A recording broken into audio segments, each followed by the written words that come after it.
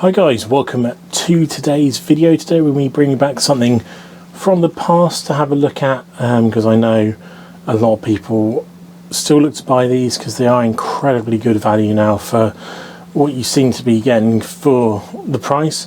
The last time I reviewed this camera was 2 years ago, almost to the day, which is ironic, but we're going to be looking at today the 7D Mark II.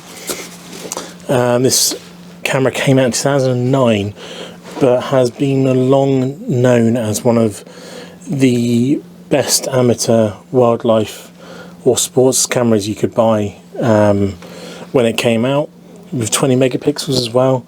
You could put a grip on there like this one has here, and was, in all honesty, a hell of a lot of camera for the money. So let's have a look at a couple of photos I've taken today.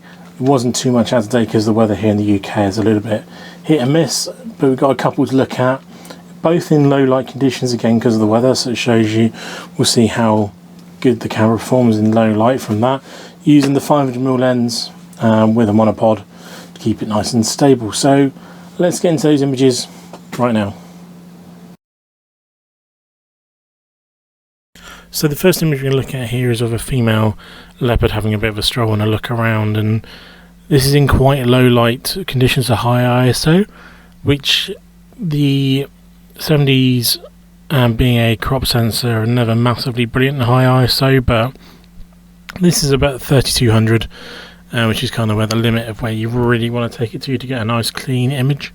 And you can see colours quite nice. They're a little bit duller than they usually would be just because of the weather, but eyes nicely in focus, nice details on the fur and the whiskers, and just overall a very nice usable image, considering, say, the lighting conditions.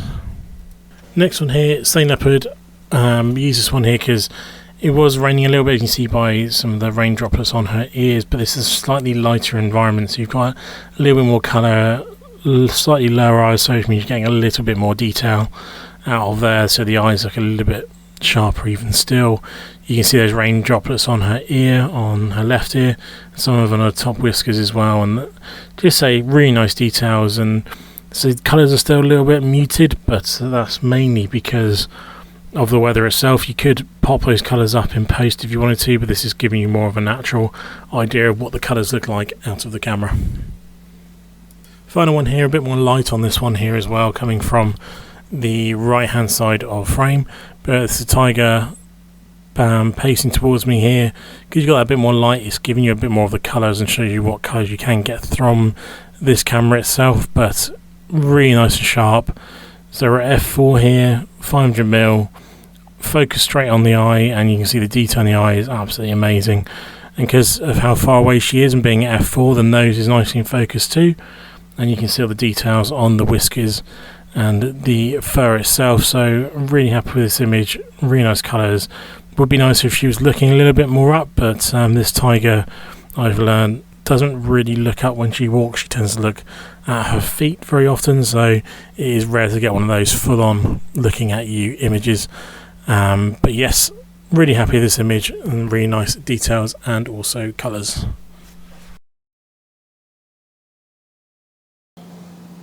So as you can see from the images, you can still get a very, very good image from this camera, especially with this setup.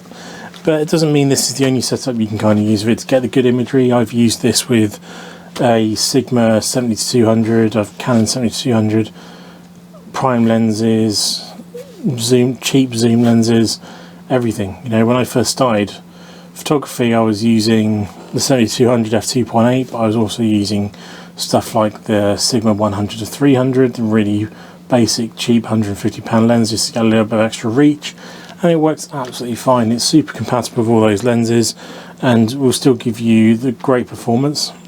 You just will get better image quality the more expensive lens you put in front of the camera. It's still a 20 megapixel system. The autofocus works absolutely impeccable, as you would hope and expect from this kind of level of camera. It being a crop sensor as well, obviously gives you that little bit of extra reach, which caught me out a bit today while using this lens here, because I'm so used to using full frame cameras now that I take the 500mm out just because I know where roughly I can get photos. But obviously this actually turns into 1.6 times longer, so over 600mm, and I was just, oh crap, actually I'm way closer than I thought I was going to be, and it kind of caught me out a little bit. So that's one thing to kind of think of when you do pick lenses, is going to do certain things, if you do have your crop built in there. But that is a really good system. It's full magnesium body as well, so it's full weather sealed, as good a quality as the 1Ds of the day.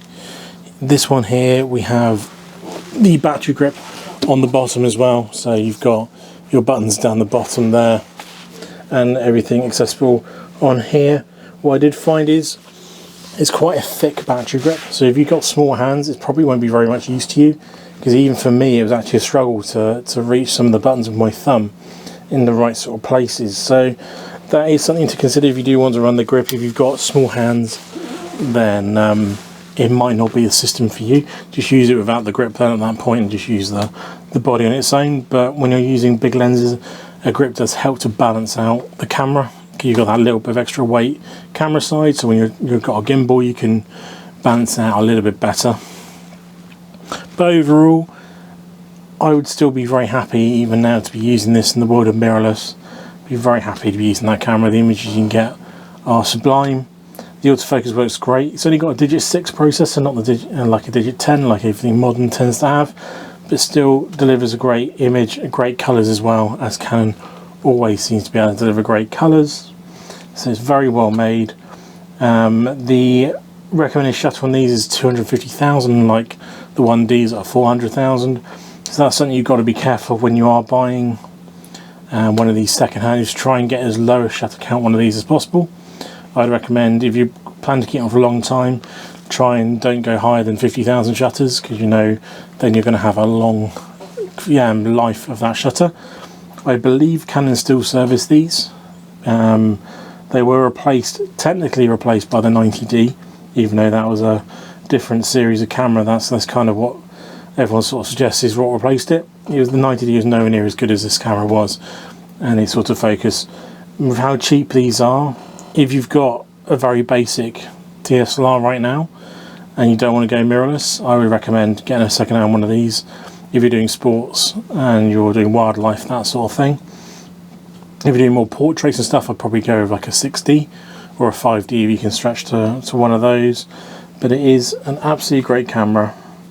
Really, really nice to dust it off and get a chance to get it back out and use it again. And works, honestly, the image quality you get out of this is very close to the 1DX, which was the similar pro body of the time. And it has more megapixels than the 1DX as well, by 2. So really good camera. Definitely recommend it if you're looking for a crop sensor, a DSLR. The only thing I will say is, if you have one of these and think going to an R7 is an upgrade, the R7 is not linear to the 7D, even though it's got that 7 in its name. It doesn't work anywhere near as well, I don't think, as the 7D. The autofocus, even though it's obviously got the new mirrorless technology, it doesn't work as you think it will sometimes, and it's got a very slow readout speed, so you get massive amount of warping if you're taking photos of stuff in motion. And you get so if you want to go to the next stage from this, go to an R6, obviously not a crop then, but you are then getting at least a camera with a higher readout speed and going to that mirrorless section. But I hope you enjoyed this video. Please let me know what your thoughts are down below on the 7D Mark II. Are you still using one yourself? Are you ever going to get rid of it? Let me, by all means, tag some of your own photos in the comments section, links to them so we can all have a look at them. And if you enjoyed the video, give it a thumbs up, helps the channel grow, and the more we grow, the more things we can review. So I will catch you in the next one. Have a great day. See you soon. Goodbye.